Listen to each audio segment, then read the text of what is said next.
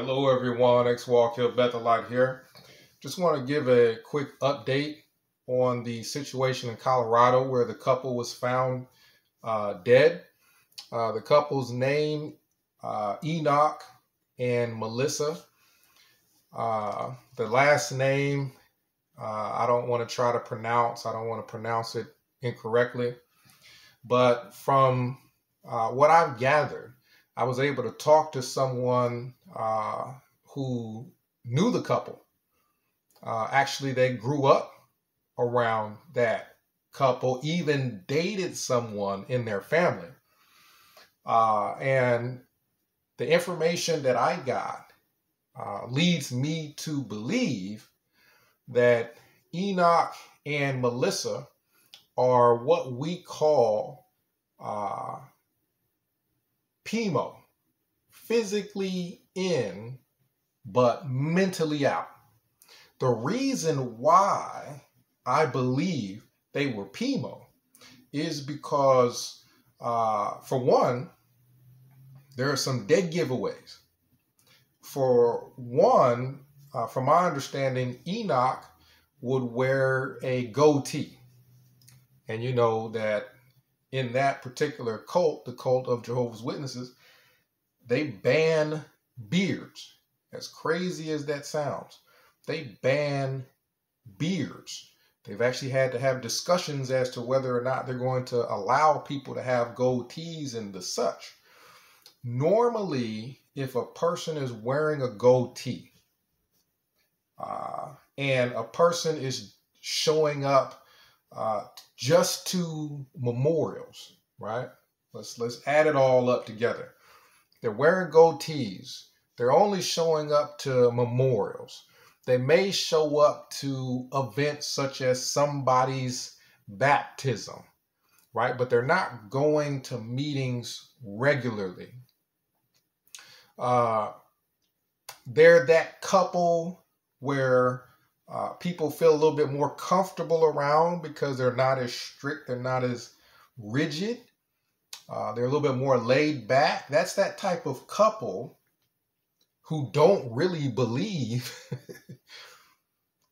the religious jargon of that particular cult.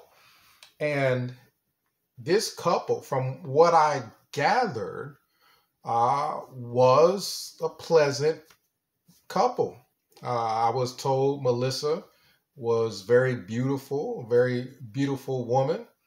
And Enoch, was intelligent. Enoch, from what I was told, was an electrician.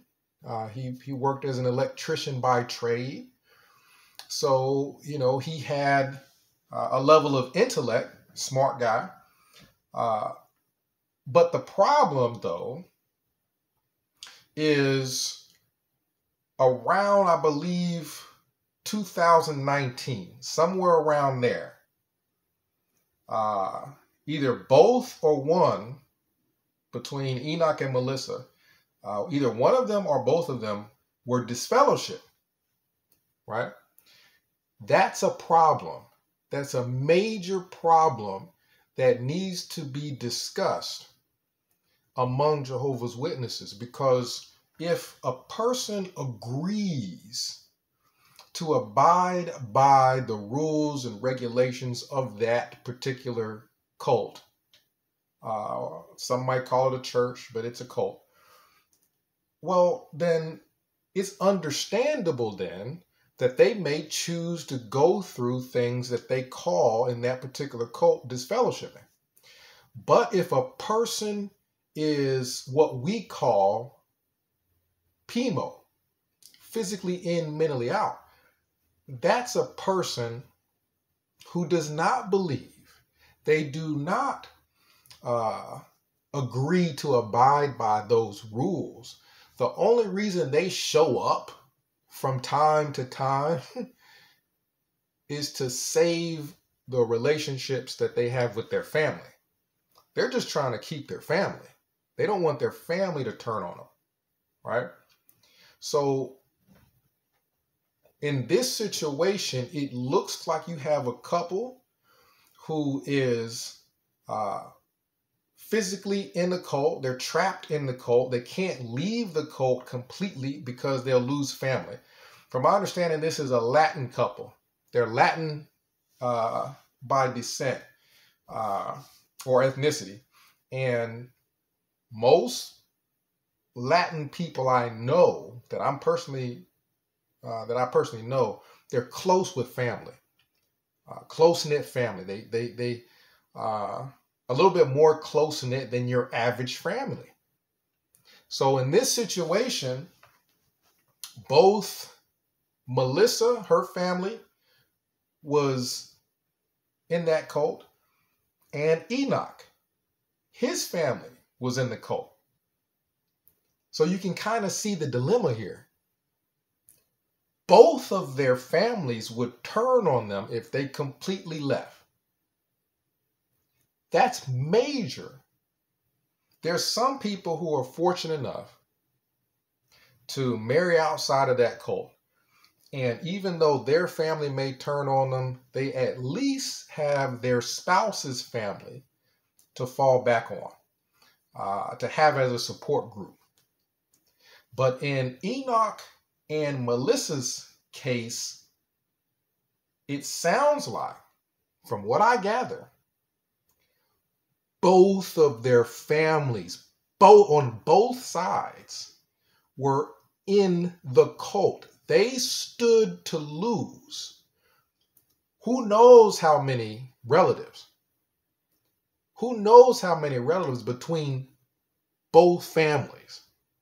So it makes sense then that over a long period of time, Enoch and Melissa were probably just showing up to memorials, doing the bare minimum, doing what little they needed to do to keep both their families on both sides from turning on.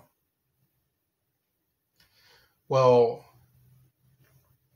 if in 2019 that cult decided we're going to disfellowship you, that means they would have lost their family anyway, even though they did all that work to try to keep their family together, even though they don't believe in what that religion teaches. They don't agree to the disfellowshipping rules that particular cult has in place. Their families would still turn on them regardless. And it makes sense then that this atrocity happened on Christmas, because that's the time families get together. And if this happened in 2019 when they were disfellowshipped, then that means both Melissa and Enoch probably hadn't spoken to their families in years. Can you imagine the trauma where over the course of years, people have kids?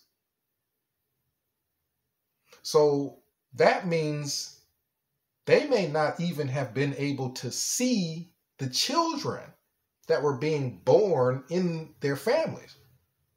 If in either of their families somebody has a kid, those relatives are going to try to keep the kid away from Enoch and Melissa. They only get to talk to the new members of their family, the babies that are born. Go see the babies. Go see the kids. People that they built close relationships with over the course of their entire lives. Not just family, but friends. So family and friends on both Enoch and Melissa's side would have all turned on them. Now, I'm not fully aware of their financial situation. From my understanding, they lived in a trailer park. Living in a trailer park doesn't necessarily mean that you struggle financially. That's just a piece of the puzzle to put together. That there could have been a situation where not only have you not spoken to your family in years, all the different family events that probably are going on both sides of the family, they are not invited. All the kids that may graduate on both sides of the family, they're not invited to the graduation. They don't get to give the kids a graduation gift. They're banned from any kind of family activities on both sides. That type of trauma. But also, it's my understanding that Enoch may have lost his job or been in been in a situation where he could lose his job. So that's why when you look at the police report, there's a police report. If you look at that, it'll show that it's alleged, I guess, Enoch brought an explosive device to his place of employment. That explodes. He then goes to the Kingdom Hall and puts some explosive devices in the Kingdom Hall. And they commit suicide. Both Enoch and Melissa. This is untold tragedy.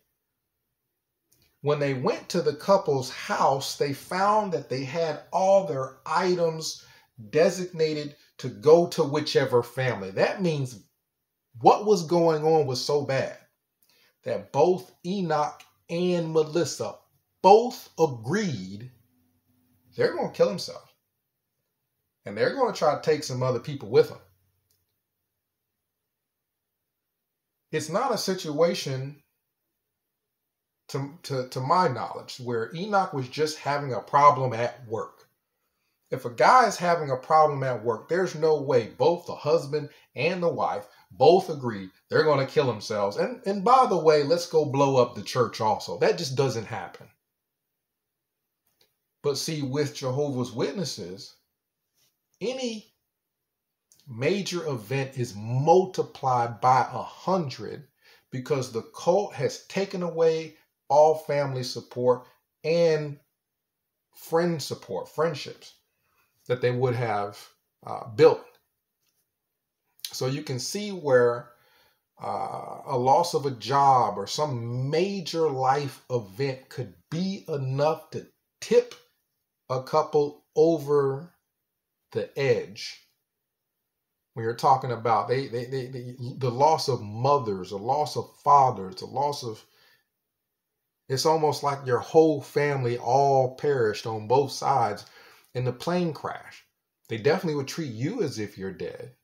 The cult of Jehovah's Witnesses is a pretty cruel group. They'll definitely treat you as if you're dead. But the shock of the whole thing is almost as if you lost your whole family on both sides in a big plane crash.